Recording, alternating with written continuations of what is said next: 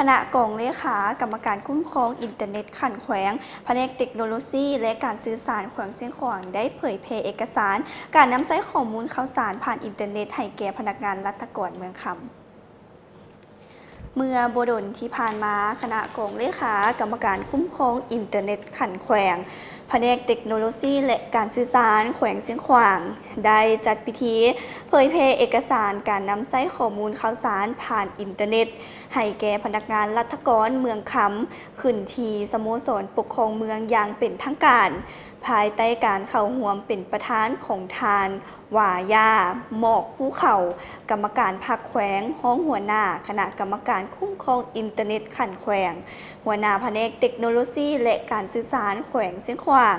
เป็นเกียรติเข้าร่วมของทานวันนาเฮืองแกนทานประธานคณะกรรมการปกครองเมืองคำมีหัวหน้าห้องหัวหน้าองค์การทหารพร้อมด้วยทีมงานคณะกรรมการคุ้มครองอินเทอร์เน็ตขันแขวงแผนกเทคโนโลยีและการสื่อสารและพนักงานรัฐกรอ้อมข้างเมืองก็ได้เข้าร่วมด้วยกัน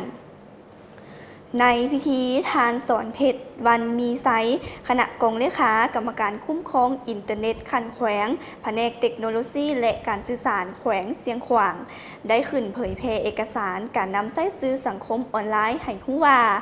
สื่อสังคมออนไลน์โซเชียลมีเดียหมายถึงการสื่อสารผ่านระบบเครือข่ายอินเทอร์เน็ตเพื่อเผยแพร่ข้อมูลข่าวสารอยู่สาธารณะโดยการนำใช้วัตถุอุปกรณ์คอมพิวเตอร์โทรศัพท์มือถือและอุปกรณ์สื่อสารอื่นๆและพร้อมนั้นก็ยังได้ยกให้เห็นถึงการนำใช้สื่อออนไลน์ให้มีความปลอดภัยเป็นต้นแมน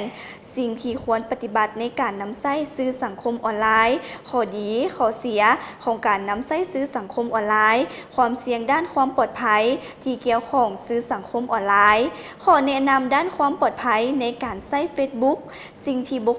ที่ควรตรวจสอบเพื่อความปลอดภัยในสื่อสังคมออนไลน์การขึ้นทะเบียนเลขหมายโทรศัพท์และมาตรการแก้ไขพร้อมนั้นในพิธียังได้ผ่านเอกสารสติต่อการบ่ถูกหลอกลวงทางออนไลน์พร้อมทั้งสนทนาแลกเปลี่ยนบทเรียนซึ่งกันและกันตึมอีกและในตอนท้ายพิธี